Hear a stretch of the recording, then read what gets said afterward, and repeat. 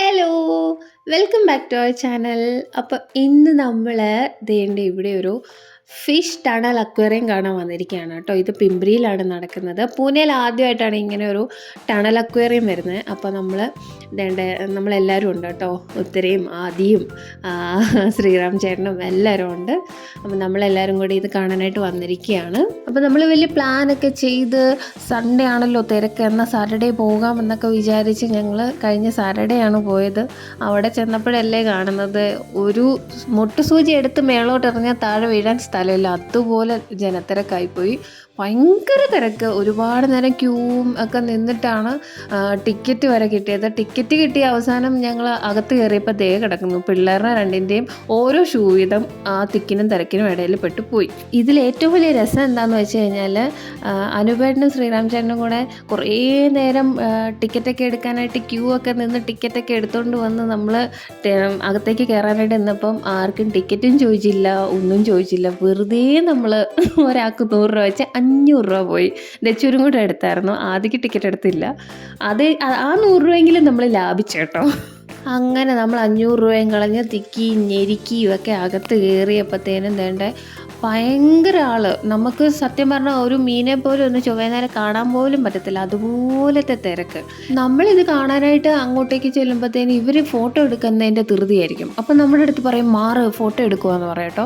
അപ്പം ഞങ്ങൾ ഓർത്തിത് എന്ത് കഷ്ടം നോക്കണേ, ടിക്കറ്റും എടുത്ത് വെറുതെ 500 രൂപയും കളഞ്ഞ് അകത്ത് കയറിയിട്ട് ഇതിപ്പോൾ നമുക്ക് മര്യാദയ്ക്ക് കാണാൻ പോലും പറ്റില്ല. അതിൻ്റെ കൂടെ കുട്ടികളാണെങ്കിൽ ഭയങ്കര വഴക്ക്. അതിനകത്ത് ഭയങ്കര ചൂടായിട്ട് 2 പേരും ഭയങ്കര വഴക്കായിരുന്നു. അതിൻ്റെ കൂടെ ചെരുപ്പില്ല എന്നും പറഞ്ഞിട്ട് ദച്ചുവാണേ നിലത്തും നിൽക്കത്തില്ല. ഞാൻ ഫുൾ എടുത്തോണ്ട് നടക്കുമായിരുന്നു. പിന്നെ ഇടയ്ക്ക് ഇച്ചിരി ഗ്യാപ്പൊക്കെ വരും. ചിലയിടത്ത് ഇങ്ങനെ ഫോട്ടോ എടുക്കാൻ വേണ്ടി തിരക്ക് അവിടെ കൂടുമ്പോൾ ഞങ്ങൾ ഇപ്പുറത്തോട്ട് ഓടി വന്ന് 1-2 എണ്ണത്തിനെയൊക്കെ കാണും. അങ്ങനെയാണ് കുറച്ചെങ്കിലും ഒന്ന് കണ്ടത്. അപ്പോൾ ഇനി ടണൽ അക്വേറിയത്തിലോട്ട് കയറുന്നതിൻ്റെ തിരക്കാണ്. കണ്ടാൽ തന്നെ നിങ്ങൾക്ക് മനസ്സിലാവല്ലോ, ഞെക്കി ഞെരുക്കി ഒക്കെയാണ് മനുഷ്യൻ കയറുന്നത്, ഒരു വിധത്തിലാണ്. പിന്നെ ഇത് മേളിക്കൂടെയൊക്കെ ഉള്ളത് കൊണ്ട് നമുക്ക് മേളോട്ടൊന്ന് തലപൊക്കി നോക്കിയാൽ മതി. പിന്നെ നമ്മുടെ നാട്ടിലൊക്കെ വരുമ്പോൾ ഒരുപാട് വെറൈറ്റീസ് ഓഫ് ഫിഷസിനെ കാണാറുണ്ട്. പക്ഷേ ഇവിടെ അങ്ങനെയൊന്നുമില്ല. കുറേയൊക്കെ സെയിം തന്നെയൊക്കെ ആയിരുന്നു. ഒരുപാട് വെറൈറ്റീസ് ഓഫ് ഒന്നും കാണാൻ പറ്റിയില്ല. ഞങ്ങൾ നേരത്തെ ഒരു വീഡിയോ തിരുവല്ലയിൽ ഫിഷ് ടണൽ അക്വേറിയം വന്നപ്പോൾ അതിൻ്റെ ഒരു വീഡിയോ ഇട്ടിട്ടുണ്ടായിരുന്നു. അപ്പോൾ അതിലൊക്കെ ഒരുപാട് മീനുകളൊക്കെ ഉണ്ടായിരുന്നു കേട്ടോ. പക്ഷേ ഇവിടെ പൊതുവെ കുറവാണെന്നാണ് എനിക്ക് തോന്നിയത്. എല്ലാം ഏകദേശം സെയിം സാധനങ്ങളൊക്കെ തന്നെ. അപ്പോൾ ഈ എക്സിബിഷൻ ഡിസംബർ 25 സ്റ്റാർട്ട് ചെയ്തതാണ്. ഇവിടെ ഫെബ്രുവരി 15 വരെ ഉണ്ട് കേട്ടോ. അപ്പോൾ 100 രൂപയാണ് എൻട്രി ഫീസ് വരുന്നത്. ഇതിന് timing evening 4 PM to 10 PM ആണ്. പിന്നെ ഇവിടെയൊക്കെ ഉള്ളവർ, ഇങ്ങോട്ട് പോകാൻ ഉദ്ദേശിക്കുന്നവർ പ്രത്യേകം ഒരു കാര്യം ശ്രദ്ധിക്കുക. സാറ്റർഡേയും സൺഡേയും ദയവ് ചെയ്ത് നിങ്ങൾ പോകരുത്. ഇട ദിവസങ്ങളിൽ എപ്പോഴേലും പോവുക ഈവനിങ് ടൈമിൽ. അതായിരിക്കും ഏറ്റവും നല്ലൊരു ഓപ്ഷൻ എനിക്ക് തോന്നുന്നു. കുട്ടികളൊക്കെ ഉള്ളവരാണെങ്കിൽ പ്രത്യേകിച്ച്. അല്ലെങ്കിൽ ഇങ്ങനെ തിക്കിനും തിരക്കിനും പെട്ട് നമ്മൾ വെറുതെ ടിക്കറ്റ് എടുത്ത് കാശ് കളയാനേ ഉള്ളൂ, നമുക്കൊന്നും കാണാൻ സാധിക്കില്ല, ഇതുപോലെ തിരക്കായി പോകും. പിന്നെ ആകെപ്പാടെ ഞങ്ങൾ ചൊവ്വേനേരെ കണ്ടത് ഈ ഷാർക്കിൻ്റെ കൂട്ടം മാത്രമാണ്. സത്യം പറഞ്ഞാൽ ഇത് ഒരുപാടുണ്ടായിരുന്നത് കൊണ്ട് എല്ലായിടത്തും ഇതിങ്ങനെ കൂട്ടമായിട്ട് നിൽക്കുന്നതുകൊണ്ട് എല്ലാവരും പലയിടത്ത് ഫോട്ടോ എടുക്കാൻ നിന്നതുകൊണ്ട് അതിനെ കണ്ടു ശരിക്കും. പിന്നെ ഈ അരാപ്പയ്മേനെ ഒന്ന് കണ്ടു ശരിക്കും. സത്യം പറഞ്ഞാൽ ഷാർക്കുകൾ ഒരുപാടുണ്ടെന്ന് തോന്നി കേട്ടോ. പിന്നെ വേഗം തന്നെ നമ്മൾ വെളിയിലിറങ്ങി. ചൂടെടുത്തിട്ട് വയ്യായിരുന്നു, അതുകൊണ്ട് വേഗം തന്നെ വെളിയിലിറങ്ങി. അപ്പോൾ വെളിയിലിറങ്ങിയപ്പോൾ ഒരുപാട് സ്റ്റാളുകളൊക്കെ ഉണ്ട്. സെയിം തന്നെ നമ്മുടെ നാട്ടിൽ വരുന്ന പോലെയൊക്കെ തന്നെ സെയിം ആയിട്ട് ബുക്ക് സ്റ്റാളുകൾ, പിന്നെ ടോയ്സിൻ്റെയൊക്കെ ഷോപ്പ്, പിന്നെ കമ്മലുകട എനിക്കൊരു വീക്ക്നെസ്സാണ്. പക്ഷേ ദച്ചു വഴക്കുണ്ടാക്കിയുണ്ട്, ഞാൻ അതൊന്നും മൈൻഡ് പോലും ചെയ്തില്ല. പിന്നെ ഒരുപാട് ഹൽവയുടെയൊക്കെ കടയുണ്ടായിരുന്നു. പിന്നെ കുറേ ഡ്രസ്സുകളുടെയൊക്കെ കട. ദച്ചുവിനെ നിലത്ത് നിർത്തിയതിനാണ് ദച്ചു അവിടെ നിന്ന് തല കുലുക്കിക്കൊണ്ട് നിൽക്കാൻ വയ്യാന്ന് പറഞ്ഞ്. ഇതിനകത്തെ തിരക്ക് കാരണം ഉത്തരയും ആദ്യമൊക്കെ എങ്ങോട്ട് പോയെന്ന് പോലും നമുക്ക് കാണാൻ പറ്റിയില്ല. കാരണം ആദ്യം അങ്ങ് ഭയങ്കര വഴക്കായിരുന്നതുകൊണ്ട് വേഗം തന്നെ വെളിയിൽ ഇറങ്ങിയതുകൊണ്ട് ശരിക്കൊന്നും കാണാൻ പറ്റിയില്ലെന്ന് ഉത്തര പറഞ്ഞു.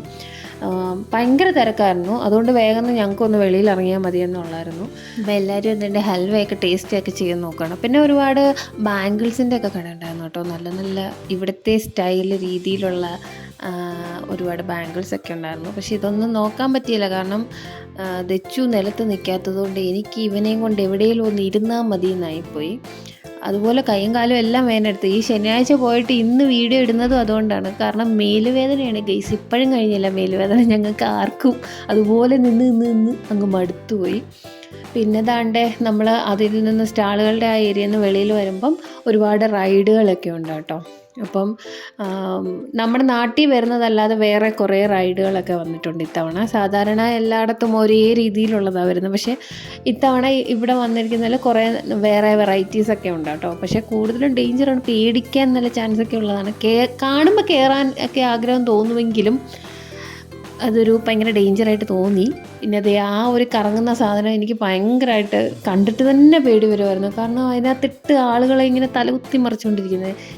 ഇതൊക്കെ നട്ടിലും ബോൾട്ടിലും നിൽക്കുന്ന സാധനമല്ലേ, അതുകൊണ്ട് ഞങ്ങൾക്കൊരു പേടി. പിന്നെ ഞാനും ഉത്തരയും കൂടെ രണ്ടും കൽപ്പിച്ച് മറ്റേ തോണിയിൽ കയറാമെന്ന് വിചാരിച്ചു.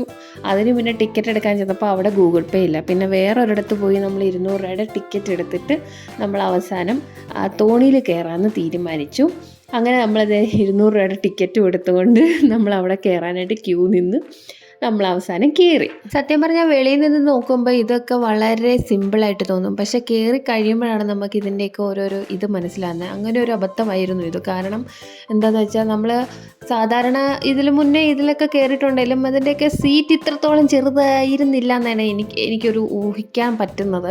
പക്ഷേ ഇതിൻ്റെയെന്ന് പറഞ്ഞു കഴിഞ്ഞാൽ സീറ്റ് ഒട്ടുമില്ല, നമുക്കൊന്ന് ചുവന്നേരം ഇരിക്കാൻ പോലും പറ്റില്ല. അതിൻ്റെ കൂടെ നന്നായിട്ട് ഇത് പൊങ്ങുമ്പോഴത്തേനുണ്ടല്ലോ നമുക്ക് ഉച്ചയും കുത്തി താഴോട്ട് വീഴുമോ എന്നുള്ള ഒരു പേടിയായിരുന്നു സത്യം പറഞ്ഞാൽ. അത് കാരണം ഞങ്ങൾ രണ്ടു ഒട്ടുക്കത്തെ കാറിച്ചേം കൂവിച്ചായിരുന്നു. വേണമെങ്കിൽ നിങ്ങളൊന്ന് കേട്ടോളൂ കേട്ടോ.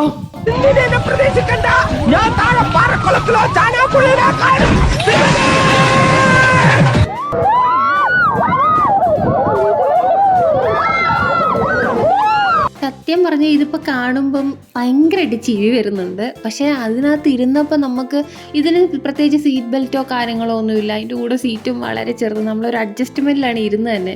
അപ്പോൾ ഇതിങ്ങനെ പൊങ്ങുമ്പോഴത്തേനും ഉച്ചയും കുത്തി വീഴുമോ എന്നുള്ള ഭയം കാരണമാണ് ഞങ്ങൾ അത്രയും കയറിയത്. അല്ലാതെ ഇതിൽ കയറാനുള്ള ഭയമൊന്നും കൊണ്ടല്ല കേട്ടോ, ഞങ്ങൾക്ക് അങ്ങനെ ഭയമൊന്നുമില്ല. പിന്നെ ഞങ്ങൾ ചില്ലാവാനൊക്കെ ശ്രമിച്ചു. കാരണം ഫ്രണ്ടിലിരിക്കുന്ന പിള്ളേർ ഞങ്ങളെ നോക്കി ഇങ്ങനെ അന്തം വിട്ടിരിക്കുമായിരുന്നു. അവർ കരഞ്ഞൊന്നുമില്ല, ഞങ്ങളെക്കാട്ടിലും ചെറിയ കുഞ്ഞു പിള്ളേർ.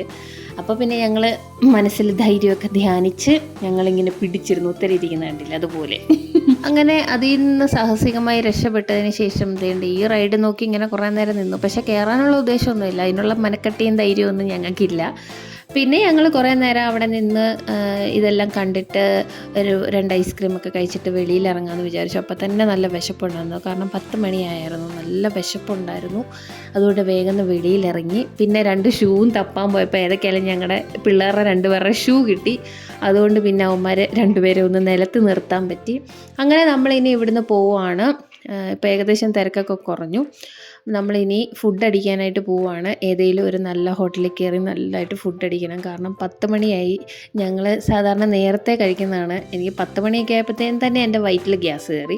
നമ്മുടെ മലയാളി ഹോട്ടൽ ലക്ഷ്യമാക്കി ഞങ്ങൾ നീങ്ങിക്കൊണ്ടിരിക്കുകയാണ്. അപ്പോൾ ദച്ചു ആദ്യക്കുട്ടൻ്റെ അച്ഛൻ മേടിച്ചു കൊടുത്ത കാറൊക്കെ കാണിച്ചുകൊണ്ടിരിക്കുകയാണ്. 2 പേർക്കും ഒരേപോലത്തെ കാറൊക്കെ മേടിച്ചു. അപ്പം ഇവൻ സാധാരണ ടോയ്സിനൊക്കെ വഴക്ക് വെക്കുന്ന, പക്ഷേ ഇത്തവണ എന്തായാലും വലിയ ബഹളം വെച്ചില്ല. അപ്പോൾ നമ്മളിത് റെസ്റ്റോറൻറ്റിലെത്തി. നമ്മുടെ സ്ഥിരം പോകാറുള്ള കേരള കൾച്ചറിലാണ് എത്തിയിരിക്കുന്നത്. ആദ്യം തെച്ചും ഭയങ്കര ബിസിയാണ്. 2 പേർക്കും ഇഷ്ടപ്പെട്ട വീഡിയോസ് കണ്ടുകൊണ്ടിരിക്കുകയാണ്. അപ്പോൾ ഞങ്ങളിങ്ങനെ ഫുഡൊക്കെ ഓർഡർ ചെയ്തിട്ട് ഇങ്ങനെ ഇരിക്കുകയാണ്. അപ്പോൾ അനുപേണ്ണ ഒരു കോംബോ ആണ് ഓർഡർ ചെയ്തത്. അനുപേണ്ണാണ് ആദ്യം ഫുഡ് വന്നിരിക്കുന്നത്. എന്തൊക്കെയോ കോംബോ, പേരെന്തായിരുന്നു എന്നൊക്കെ ഞാൻ മറന്നു. എന്തായാലും നല്ല ഫുഡായിരുന്നു. പിന്നെ ഞാൻ ഒരു കപ്പ ബിരിയാണിയാണ് പറഞ്ഞത്. പക്ഷേ ഇവിടെ ബീഫ് കിട്ടൂല, അതുകൊണ്ട് ചിക്കൻ കപ്പ ബിരിയാണി. ഉത്തര വെജ് കൊത്തുപൊറോട്ടയായിരുന്നു പറഞ്ഞത്. പക്ഷേ അത് വന്നു കഴിഞ്ഞ് കുറച്ച് കഴിച്ചുകൊണ്ടിരുന്നപ്പോഴാണ് അതിനകത്തുനിന്ന് ഒരു ബോൺ കിട്ടി. അവർ വെജാണ്. അപ്പോൾ പിന്നെ അത് ക്യാൻസൽ ചെയ്തു. എന്നിട്ട് പിന്നെ അപ്പവും കറിയും മേടിച്ച് അത് കഴിച്ചു. അങ്ങനെ ഉത്തരയ്ക്കൊരു ചെറിയ പണി കിട്ടി. വലിയ ആഗ്രഹിച്ച് പുള്ളിക്കാരി മേടിച്ചായിരുന്നു, പക്ഷേ അതിനകത്തൊരു ചിക്കൻ്റെ ബോൺ കിട്ടി. അതുകൊണ്ട് പിന്നെ കഴിച്ചില്ല. അങ്ങനെ എല്ലാവരുടെയും ഫുഡ് വന്നു കഴിഞ്ഞാൽ ഏറ്റവും ലാസ്റ്റാണ് എൻ്റെ കപ്പ ബിരിയാണി വന്നത്. അത് വരാൻ കുറേ നേരം എടുത്തു. അന്നേരം തന്നെ എൻ്റെ വയറ്റിലെ വിശപ്പ് കെട്ടു. കുറേ നേരമായി, 10-10:45 മറ്റോ ആയി. അപ്പോൾ ഇതാണ് എൻ്റെ കപ്പ ബിരിയാണി കേട്ടോ. ചിക്കൻ കപ്പ ബിരിയാണിയാണ് കേട്ടോ. ഈ ഹോട്ടലിൽ ബീഫ് കിട്ടൂല. അപ്പോൾ അതും ഞങ്ങൾ കഴിച്ച് ഫുഡെല്ലാം അടിച്ച് എല്ലാവരും ഒരു സൈഡായി. അപ്പം ഇനി എങ്ങനെയാലും വീട്ടിലൊന്ന് എത്തിപ്പെട്ടാൽ മതി, അത്രയും ടയേർഡായി. ക്യൂ നിന്ന് നമ്മൾ ടയേർഡായതുകൊണ്ട് അവസാനം ഒരു കുലുക്കിയും കുടിച്ച് നമ്മൾ വീട്ടിലേക്ക് പോവാണ്. അപ്പോൾ നമ്മുടെ വീഡിയോ ഇവിടെ വൈൻഡപ്പ് ചെയ്യാണ്. അപ്പം മറ്റൊരു അടിപൊളി വീഡിയോ ആയിട്ട് വരുന്നവരെ എല്ലാവരും സേഫായിട്ട് ഹാപ്പി ആയിട്ടിരിക്കുക. എല്ലാവർക്കും ടാറ്റാ.